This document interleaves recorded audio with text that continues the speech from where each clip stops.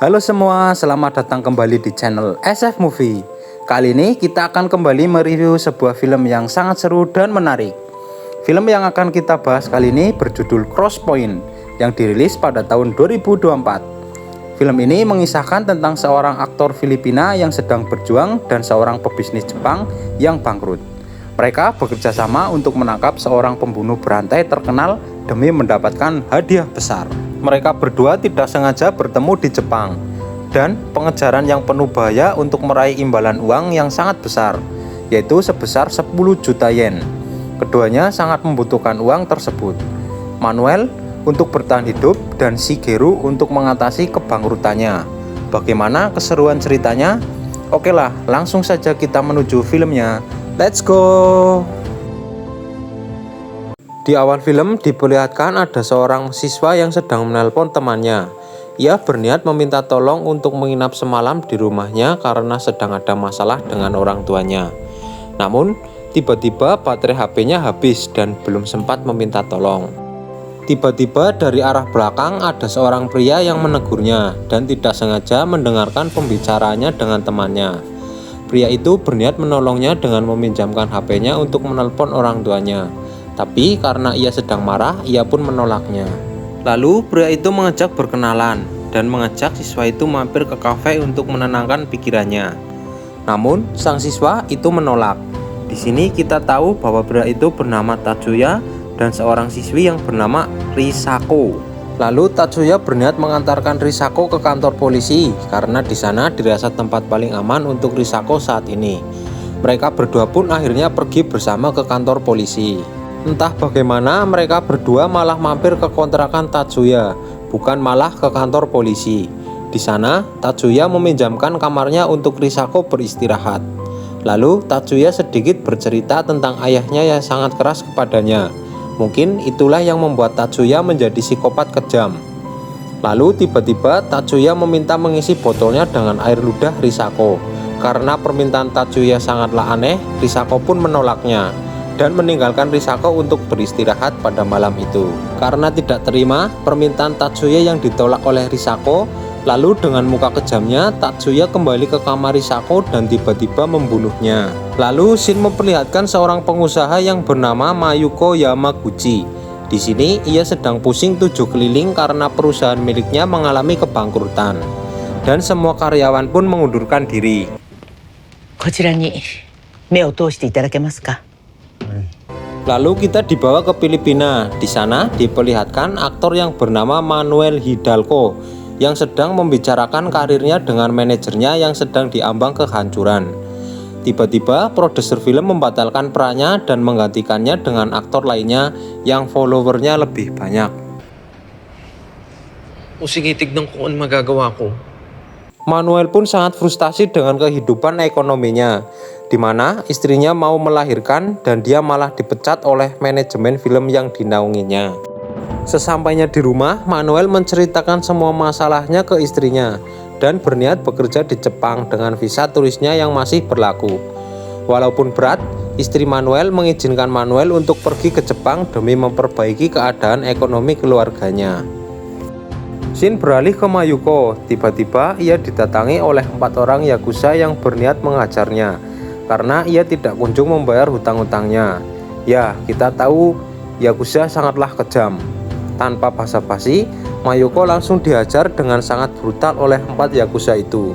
Lalu menggeledah kantor Mayuko berharap menemukan sisa-sisa uang Mayuko.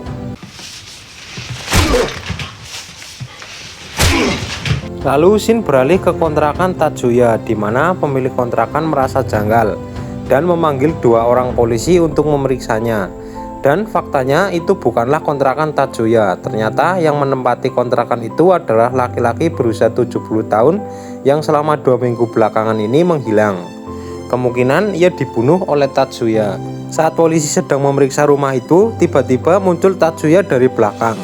Karena panik, Tatsuya langsung lari dan dikejar oleh 2 orang polisi tersebut. Lalu, Tatsuya mengajar kedua polisi itu dengan balok kayu hingga polisi itu pingsan. Tatsuya pun lolos oleh pengejaran polisi itu.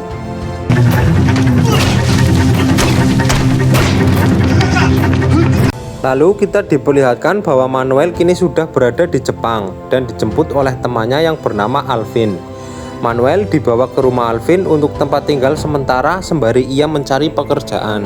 Untuk mengawali karirnya di Jepang, ia bekerja menjadi seorang penyanyi di kafe-kafe di sana. Karena visa Manuel adalah visa turis, bukan visa pekerja, ia hendak ditangkap oleh petugas imigrasi pada saat sedang perform bernyanyi. Bosnya pun menyuruh Manuel untuk pergi melarikan diri. Untungnya Manuel bisa lolos oleh petugas imigrasi itu. Bos kafe pun tidak mau mengambil resiko untuk mempekerjakan Manuel lagi. Manuel pun akhirnya dipecat dan bos itu menyuruh berhati-hati karena nama Manuel kini sudah tercatat di kantor imigrasi Jepang. Lalu Alvin menyarankan Manuel untuk bersembunyi di kota kecil di pedesaan Jepang dan tetap mencarikannya pekerjaan untuk bekerja di sebuah kafe temannya. Alvin pun menelpon temannya itu yang bernama Gema agar Manuel bisa bekerja di sana. Alvin berpesan untuk merahasiakan data pribadi Manuel karena ia sedang buron oleh petugas imigrasi. Gema pun menyetujuinya, dan mulai besok Manuel bisa bekerja di sana. Oke nah.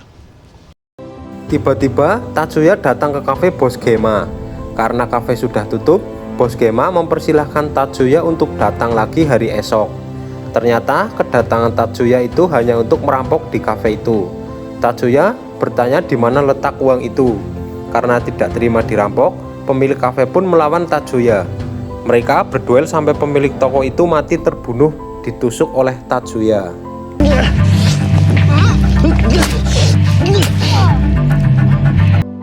Lalu Shin memperlihatkan Manuel yang sudah sampai di kafe bos Gema. Manuel menggedor pintu namun tidak ada jawaban. Manuel yang bingung akhirnya pergi dari sana.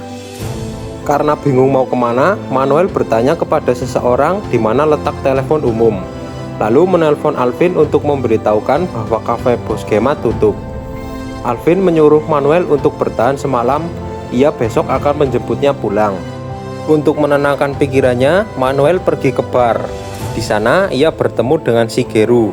Mereka berbincang hangat dan saling menceritakan tentang masalah-masalah pada hidupnya masing-masing.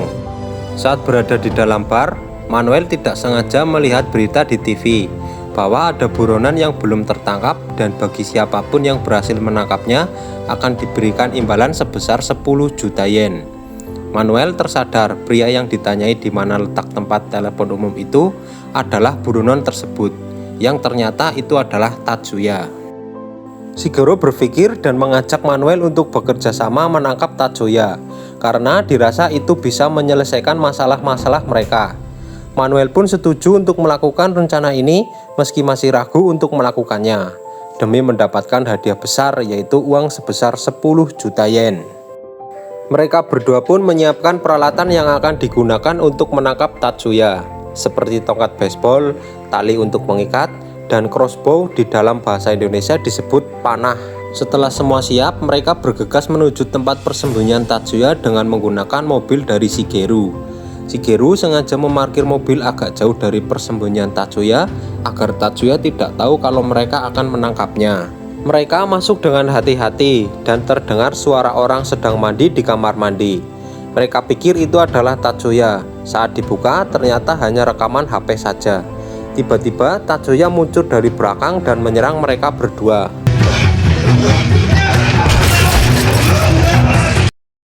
Shigeru menyuruh Manuel untuk pergi meninggalkannya agar dia selamat.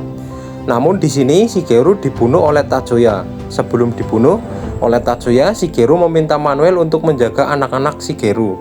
Karena sebelumnya Tatsuya mengatakan kepada Shigeru bahwa ia akan membunuh anak-anak dari Shigeru. Tanpa banyak bacot, Manuel pun akhirnya bergegas menuju ke rumah Shigeru. Dan benar saja, di rumah Shigeru sudah ada Tatsuya. Ia sedang menyerang anak dari Shigeru. Tanpa pikir panjang, Manuel langsung menolong anak Shigeru. Duel sengit pun terjadi dan akhirnya Manuel berhasil mengalahkan Tatsuya.